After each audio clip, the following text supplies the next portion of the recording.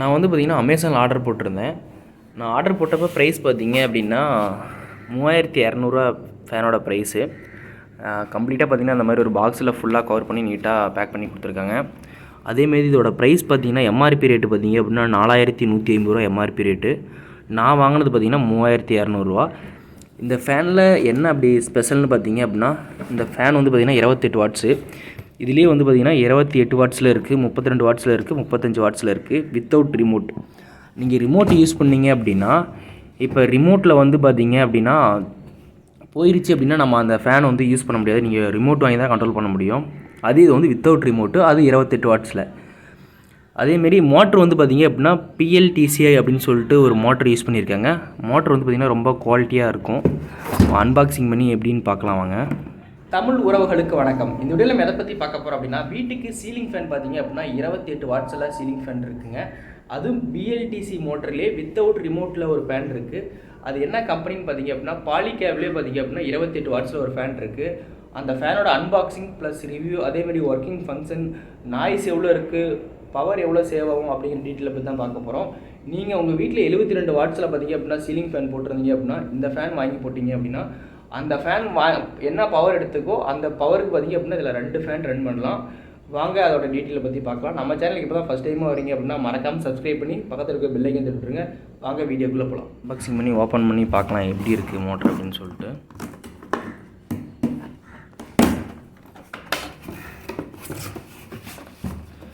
உள்ளே என்ன கொடுத்துருக்காங்க, நான் ஆர்டர் பண்ணது பியூர் ஒயிட்டு, ஒரே கலர் தான் இருந்துச்சு, அதனால் பியூர் ஒயிட்டு ஆர்டர் பண்ணியிருந்தேன். இதில் பார்த்திங்கன்னா அந்த ஃபேன் மாட்டுறதுக்காக பார்த்திங்கன்னா அந்த உயர் கொடுத்துருக்காங்க. அதேமாரி இதில் பெயிண்ட் பண்ணியிருக்க கோட் வந்து பார்த்திங்கன்னா full and full 3 layer coat பண்ணியிருக்காங்க. எல்லா ஃபேன்லேயும் ஒரு லேயர் தான் இருக்கும். இதில் வந்து பார்த்திங்கன்னா 3 லேயர் கோட் பண்ணியிருக்காங்க. ஒன்று எடுத்து வெளியே வச்சிடலாம். அதுக்கப்புறம் பார்த்திங்கன்னா அந்த மேலே போடக்கூடிய டஸ்ட்டு எதுவும் படாமல் இருக்கிறதுக்கு மேலே ஒரு கார்டு போடுவாங்க பார்த்திங்களா, அந்த கார்டு கொடுத்துருக்காங்க. இந்த கார்டுமே ஓரளவுக்கு நல்லா சைனிங்காக நல்லா குவாலிட்டியாக சூப்பராக இருக்குது. நெக்ஸ்ட்டு பார்த்திங்கன்னா என்ன இது,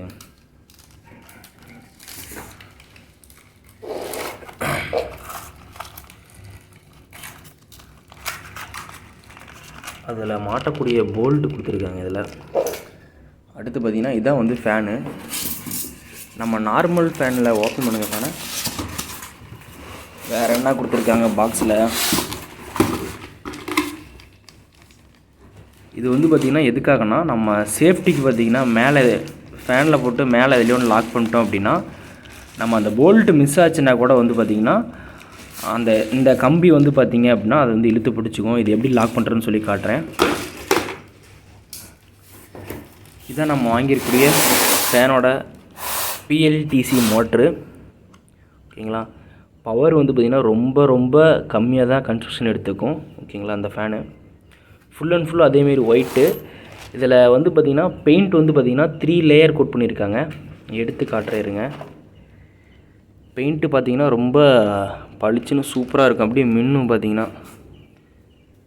இதுக்கு தான் இவ்வளோ காஸ்ட்டு. நம்ம நார்மல் ஃபேன் மாதிரியே தான் இருக்கும், ஆனால் பிஎல்டிசி மோட்ரு. வாட்ஸ் வந்து 28 வாட்ஸ். ஆனால் மெயினாக வாங்கினதுக்கான காரணம் வாட்ஸ் வந்து 28 வாட்ஸு. அதேமாரி ஸ்டார் ரேட்டிங் பார்த்திங்க அப்படின்னா 5 star rating. Power saving guide 5 star rate அப்படின்னு சொல்லி போட்டிருக்காங்க பாருங்கள். ஓரளவுக்கு ரொம்ப பவர் கம்மியாக வித்தவுட் மோட்டரில் இருக்கக்கூடிய ஃபேன் ஒரே ஃபேன் பார்த்திங்கன்னா பிஎல்டிசி. இதுக்கப்புறம் எதாவது விட்டுருக்காங்களா இல்லை ஏதாவது இருக்கான்னு சொல்லி எனக்கு தெரில. நான் சர்ச் பண்ணப்போ என் கண்ணில் பட்டது இந்த ஃபேன் தான். எப்படி ஒர்க் ஆகுது அப்படின்னு சொல்லிட்டு நான் ரிவ்யூ காட்டுறேன். ஓகேங்களா, இப்போ நம்ம அடுத்து கேப் எடுத்துக்கலாம். அதேமாரி வாரண்ட்டி பார்த்திங்கன்னா 2 இயர்ஸ் வாரண்ட்டி இருக்குது ஃபேனுக்கு. 2 இயர்ஸில் ஏதாவது ப்ராப்ளம் அப்படின்னா நம்ம கூப்பிட்டு ரீப்ளேஸ்மெண்ட் பண்ணிக்கலாம், வாரண்ட்டி கிளியர் பண்ணிக்கலாம். அதுக்கப்புறம் இதை ஓப்பன் பண்ணி பார்க்கலாம் இருங்க. இதான் அது கொடுத்துருக்கூடிய ரக்கை. இந்த ரக்கையோட எம்எம் பார்த்திங்க அப்படின்னா 1200 எம்எம் இந்த ரக்கையோட லென்த்து. அதேமாரி இந்த ரக்கையிலையும் பார்த்திங்க அப்படின்னா 3 லேயர் பெயிண்ட் கோட்டிங் கொடுத்துருக்காங்க. இந்த கோட்டிங் பார்த்திங்கன்னா ரொம்ப ஷைனிங்காக சூப்பராக இருக்குது. நல்லா எந்த அளவுக்கு மின்னுதுன்னு பாருங்கள். முன்னாடி இருக்கக்கூடிய ஆப்ஜெக்ட் அப்படியே பாருங்கள், இதில் தெரியுதுங்களா, அந்த அளவுக்கு நல்லா மின்னுது. பெயிண்ட் கோட்டிங் சூப்பராக பக்காவாக கொடுத்துருக்காங்க. அதேமாரி ரக்கையோட டிசைனிங்கும் சூப்பராக இருக்குது. இந்த இடத்துல பார்த்திங்கன்னா அந்த காற்றை வந்து பார்த்திங்கன்னா நல்லா ஃபுல்லாக கீழே தள்ளுறதுக்காக கொஞ்சம் மடித்த மாதிரி பாருங்கள், நல்லா நீட்டாக கொடுத்துருக்காங்க. பெயிண்ட் கோட்டிங் தான் ஃபுல்லாக நல்லா 3 லேயர் கோட் பண்ணியிருக்காங்க. டஸ்ட்டு வந்து அந்த அளவுக்கு வந்து ஃபேன் ரெக்கையில் வந்து டஸ்ட்டு வந்து ஒட்டாதுன்னு வச்சுக்கோங்களேன். கொஞ்சம் ரொம்ப ஷைனிங்காக இருந்துச்சு அப்படின்னா டஸ்ட்டு வந்து ஃபேன் ரெக்கையில் ஒட்டாது. இது எப்படி ஃபிட் பண்ணுறதுன்னு சொல்லி பார்க்கலாம். ஃபஸ்ட்டு இதில் இருக்கக்கூடிய 6 போல்ட்டையும் லூஸ் பண்ணி எடுத்துக்கலாம். அதே மாதிரி எடுத்து அந்த வாசரை தயவு செஞ்சு மிஸ் பண்ணிடாதீங்க. வாசர் இருந்துச்சுன்னா தான் நல்லா கொஞ்சம் கிரிப்னஸாக பிடிக்கும். வாசரை மிஸ் பண்ணிடாதீங்க. நம்ம நார்மல் ஃபேனில் பார்த்திங்கன்னா அந்த மாதிரி சின்ன சின்ன போர்டு உள்ளே இருக்குது பார்த்திங்களா, அந்த மாதிரி போர்டு எதுவுமே இருக்காது.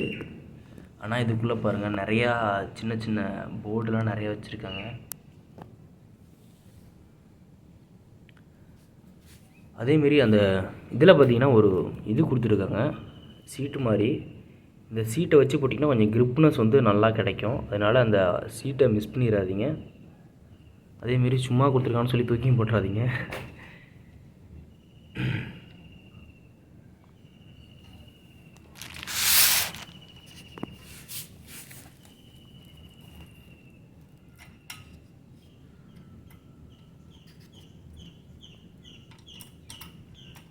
வித்தவுட் ரிமோட்டில் அதேமாரி இதே ரிமோட் ஃபேன் இந்த மாடலே வந்து ரிமோட் ஃபேன் வாங்கினீங்கன்னா 2800 ரூபாய்க்கு இருக்குது. ஆனால் வித்தவுட் ரிமோட்டு பார்த்திங்கன்னா 3200 ரூபா.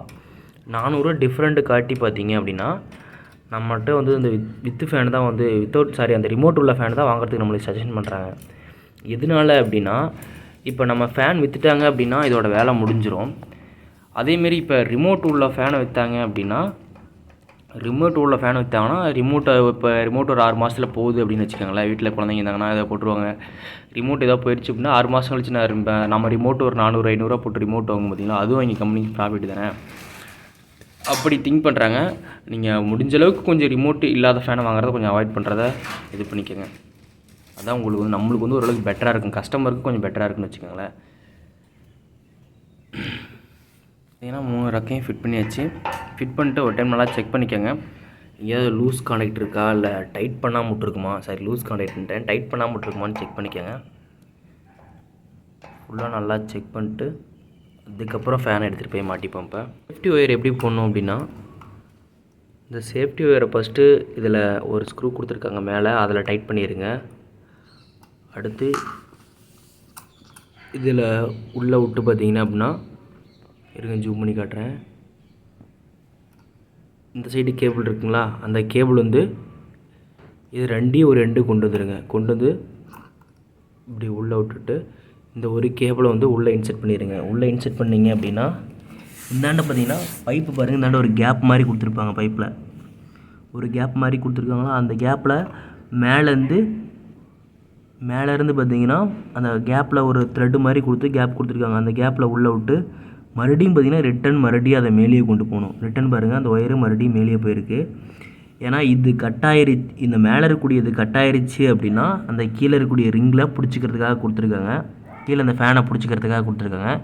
இங்கேருந்து மறுபடியும் பார்த்திங்கன்னா இதை மேலே வளைச்சி இந்த ஒயரை பார்த்திங்கன்னா மறுபடியும் பாருங்கள் இதே டெட் எண்டுக்கு மறுபடியும் மேலே கொண்டு வந்திருக்கு. இப்போ என்ன பண்ணுறோன்னா, இப்போ இந்த ஒயரை வந்து இதுக்குள்ளே விட்டு ஃபஸ்ட்டு இருந்துச்சு பார்த்திங்களா, அதேமாரி டைட் பண்ண போகிறோம். டைட் பண்ணுங்கள்.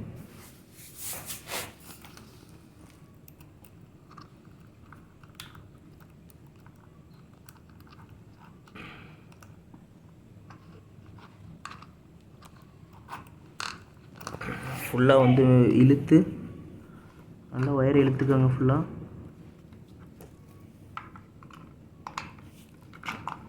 போல்ட்டு போட்டிருக்கு. இந்த ஒயர் எதுக்காக கொடுத்துருக்கேன்னா சும்மா ஒரு டம்மி ஒயரு. அந்த ஃபேனு ஹோல்ஸை வந்து கரெக்டாக அதில் உள்ளே விட்டு கரெக்டாக டேப் அடித்து உள்ளே இழுக்கிறதுக்காக கொடுத்துருக்கேன். இது கொஞ்சம் லூஸாகவே வச்சுக்கோங்க. மேலே நம்ம ஒயரை விட்டுட்டு அதுக்கப்புறம் டைட் பண்ணிக்கலாம். கொஞ்சம் லூஸாகவே விட்டுக்கோங்க.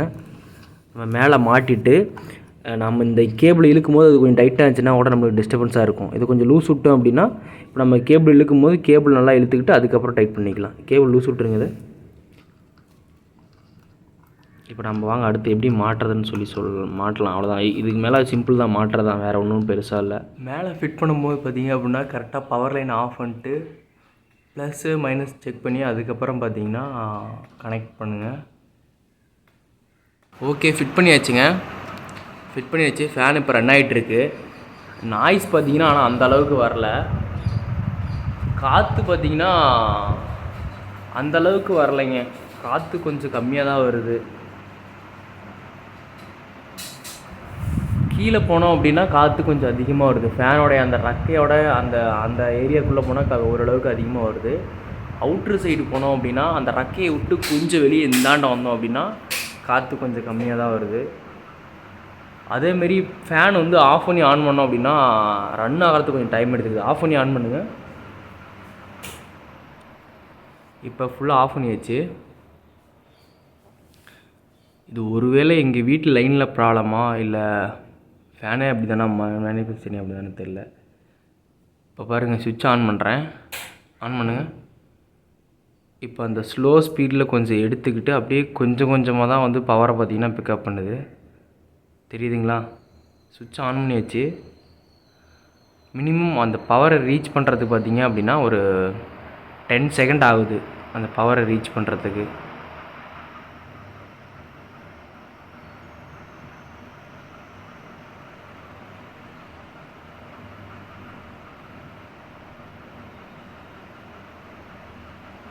ஓகேங்க, வீடியோ பிடிச்சிருந்தா மறக்காமல் ஒரு லைக் போடுங்க, சப்ஸ்கிரைப் பண்ணுங்கள். பாய். 3200 ப்ரைஸுக்கு ஒர்த்தான்னு கேட்டிங்கன்னா ஆனால் அந்தளவுக்கு ஒர்த் இல்லைங்க. இப்போ இந்த ஃபேன் வாங்கலாமா வேணாம்னு சொல்லிட்டு நிறைய பேருக்கு டவுட் இருக்கும். குவாலிட்டி வைஸில் பார்த்தீங்க அப்படின்னா சூப்பராக இருக்குது. என்ன ப்ராப்ளம் பார்த்தீங்க அப்படின்னா, பெரிய ஹாலாக இருக்குது அல்லது பெரிய ரூமாக இருக்குது அப்படின்னா கண்டிப்பாக அந்த ஃபேன் வாங்கி போட்டிங்கன்னா ரூம் ஃபுல்லாக வந்து ஏர் கவர் ஆகிறதில்ல. ஒரு சின்ன ரூமாக இருக்குது, ஒரு 10க்கு 10 10க்கு 12 இந்த மாதிரி சின்ன ரூமாக இருக்குது அப்படின்னா நீங்கள் கண்டிப்பாக அந்த ஃபேன் வாங்கி போட்டிங்கன்னா ஓரளவுக்கு பவர் வந்து சேவ் பண்ணலாம். பெரிய ரூமாக இருந்துச்சுன்னா கண்டிப்பாக வாங்கி போடாதீங்க. ஃபேன் வந்து குவாலிட்டி வைஸ் அதுக்கப்புறம் பார்த்தீங்கன்னா பர்ஃபார்மன்ஸ் வைஸ் அந்தளவுக்கு சொல்ல முடியாது. சின்ன ரூம்னா போடலாம், பெரிய ரூம்னா போட்டிங்கன்னா கொஞ்சம் மணி வேஸ்ட்டு. இப்போ அதை நானே ரிட்டன் போட போகிறேன், ஏன்னா பெரிய ரூம் அது, அதனால் கொஞ்சம் ரிட்டன் போட போகிறேன். ஓகேங்களா? வீடியோ பிடிச்சா லைக் பண்ணுங்கள், சப்ஸ்கிரைப் பண்ணுங்கள். பாய்.